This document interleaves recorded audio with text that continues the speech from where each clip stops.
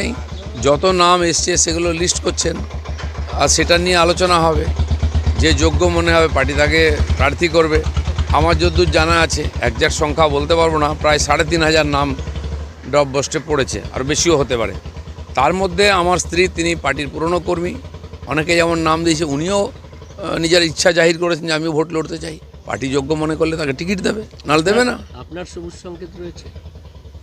না, আমি তো ওনাকে বলিনি যে তুমি রাজনীতি করতে পারবে না, তুমি রাজনীতি করো, তোমার ইচ্ছা মতো করবে, নিজের জোরে করবে, পার্টি বাকি ডিসিশন নেবে। হ্যাঁ, কিন্তু স্বামী স্ত্রী দুজনেই যদি প্রার্থী হয়ে যায়, মানে সংসারটা সামলাবে কি? আমাদের আবার সংসার কি, সামলাবার জন্য লোক আছে, মা আছেন বাড়িতে। রাজনীতি করে ও আগের থেকে করে, আমিও আগের থেকে করি, সেভাবে রাজনীতি করব। আর আমরা প্রার্থী হব কি না সেটা পার্টি ঠিক করবে।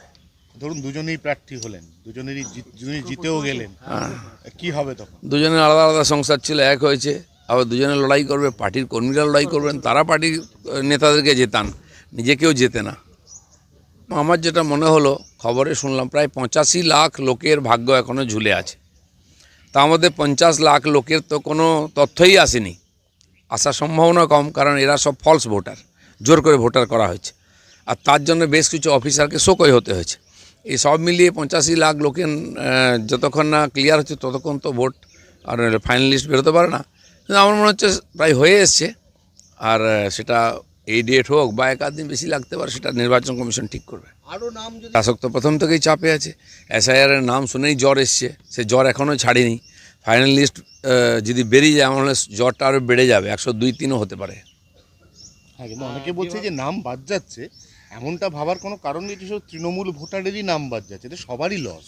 না, তৃণমূলীও কেন ভাবছে তাদের নাম বাদ যাচ্ছে? ঝগড়া ওরা করছে কেন? কই অন্য পার্টি তো কেউ প্রদর্শন করেনি, কেউ বিএলওদের আটকায়নি, বাড়িতে ঢিল মারেনি, ভয় দেখায়নি, বিজেপিও করেনি।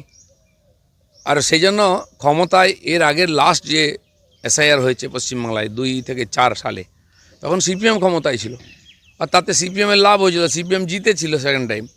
তো টিএমসি কেন ভয় পাচ্ছে হেরে যাবে? আর যেমন বিহারে ইলেকশন হলো, বিহারে 65 লক্ষ নাম বাদ গেল, যেখানে সরকার ছিল বিহারের বিজেপির, আবার তারাই জিতলো। তো এখানে তাই হওয়া উচিত। কিন্তু মনে হচ্ছে ডাল মে কুচ কালা হয়, তাই ভয় হচ্ছে। বাড়িয়েছিল, এভাবে জিতেও ছিল, কিন্তু দেখা গেল টাই ফিস, ভোট হলো, মানুষ শুয়ে দিল ওদেরকে।